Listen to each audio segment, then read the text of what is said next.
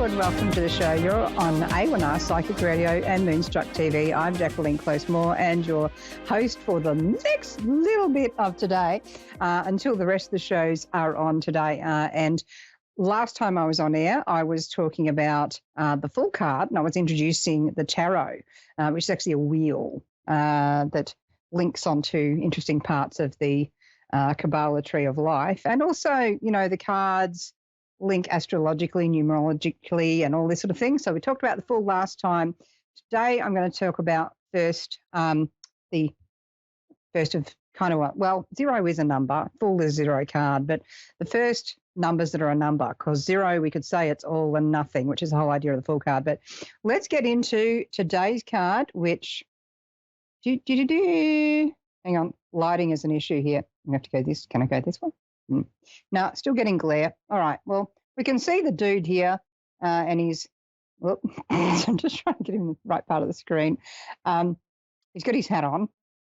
He's a magician. He's got a table in front of him. He's actually got a sword, pentacle, cup, wand on there, and also his scroll in his hand. So this is first, well, when we go and deal with the minor arcana, so obviously the magician is from the major arcana, but when we're dealing with the minor arcana, we're dealing with cards 1 to 10. And so 1 to 10, and then with each number, there's four suits of that card, or 4 elements. So if we talk about cups, we're talking about the element of water.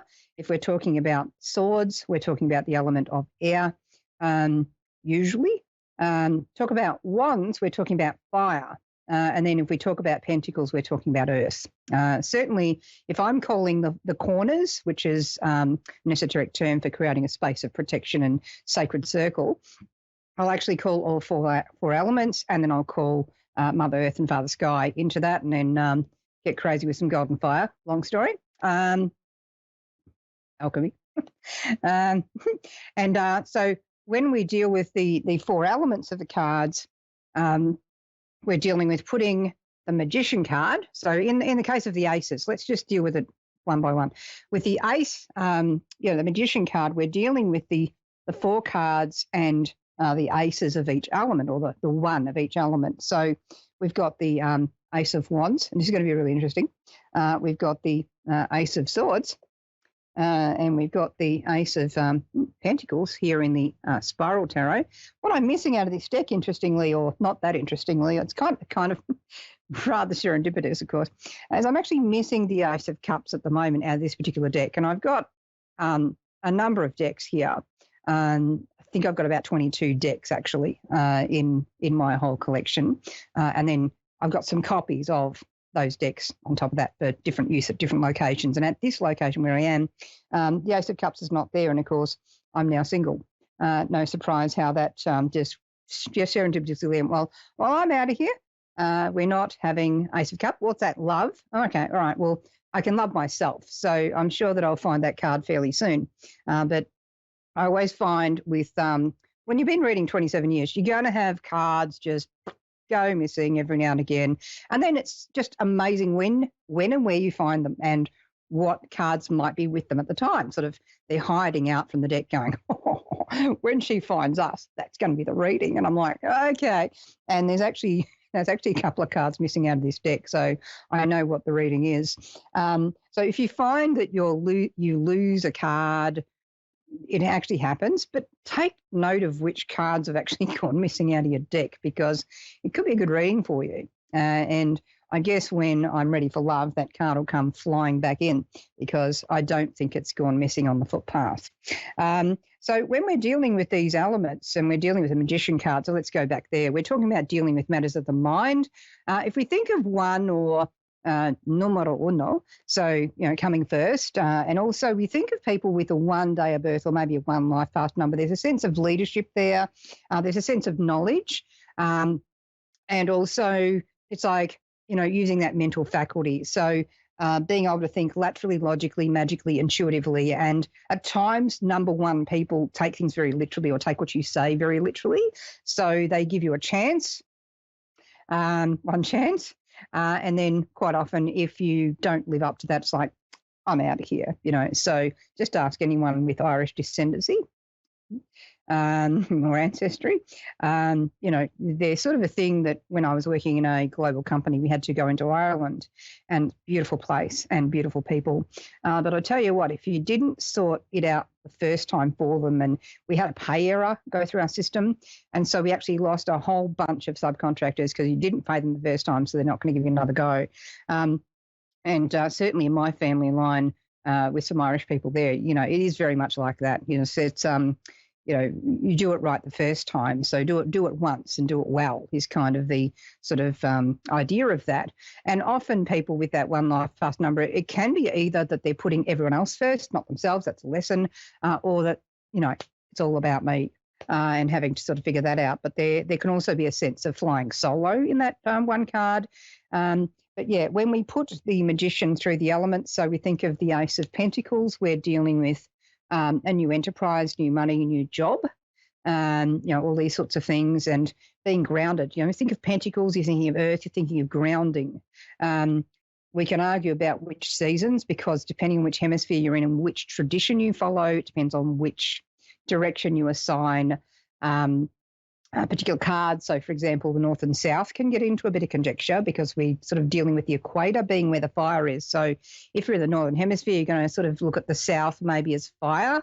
If you're in the Southern Hemisphere, you might look at the North as fire because of that. But I think the main rule of thumb is what feels right to me, what actually can I relate to and work with, that's going to make more sense. And sometimes it could be that you work with a particular element in a particular direction, but the client in front of you is like, yeah. So you have to sort of sometimes adjust to where they're at to bring that message across. So when we're dealing with the Ace of Swords, and I'm going to hold this one up. There she is. I don't know if you can see that, but there's actually lines going across the sword. And it's like, there's some cutting action happening here. There's also some glare from the light. And it's like, I'm really watching you. Yeah. So we sort of think of the Ace of Swords. We're talking about communication, aren't we? And so that can be a new idea, but it can also be like cutting. I sort of find in this particular deck, and you'll find with different decks that some cards sort of have universal meaning, but then there can be an underlying, this is a bit spicy, it's a bit different. So with this one, I actually, in this particular deck, go, wow, that's some cutting of old crap, isn't it? And it's like making way, cutting the old to make way for the new, cutting old ties. So literally there's ties across that sword, and it's a real sense of creating that space necessary. So we sort of think of communication and things being bogged down. That can be like, just cutting through that there. And it's also like, the sword of truth. So Archangel Michael's sword, which once again we can get into debate about, but it's a sort of truth. It's to be held, not wielded, because truth cuts both ways. So you want to start, hitting people with that, you're going to get a bit of that back maybe. So it's good to sort of hold that truth within yourself and work out, well, what is really real here? What do I need to be communicating?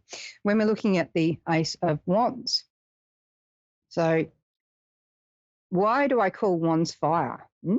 All right, so let me see if we can put that so you can see it a bit better. There we go.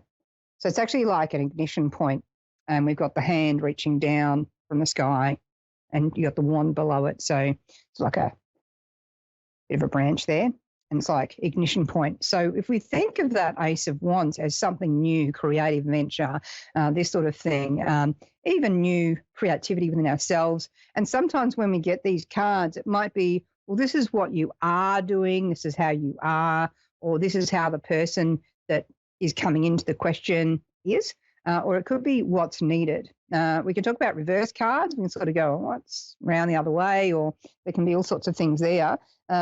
This particular deck I tend to read upright.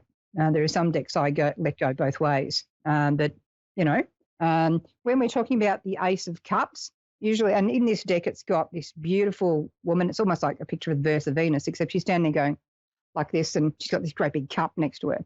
And so like, oh, my cup's running over with love. And so if you get that in a work spread, it could be that you're going to love the work you're doing. Or it could literally, if it's about love, it's actually, all right, well, love's on the way, or, that's where you're at right now. And that can be when romance is entering or something like that. So have a look at these cards in your own decks and look at the major arcana, separate them out from minor arcana, and with the magician card, so that 1, 2, 3, right up to 21, look at those and then put your minor arcana with them. So the aces of all 4 elements, and then the 2 of all elements, and then put them under those major arcana cards, and you'll actually start to understand some patterns there of how these messages, not just the normal interpretation of them, but also, what are you also getting intuitively? Because we do have static meanings of cards, but there are also, more intuitive connections to those cards, and each different deck will have a different feel. So just see what you get from them, have a play around. I'll be back next time to talk about the High Priestess card. In the meantime, you have a beautiful week. Going to catch you next time. There's more shows on A1R and Moonstruck TV for the rest of this evening, afternoon or morning. Catch you later. Bye.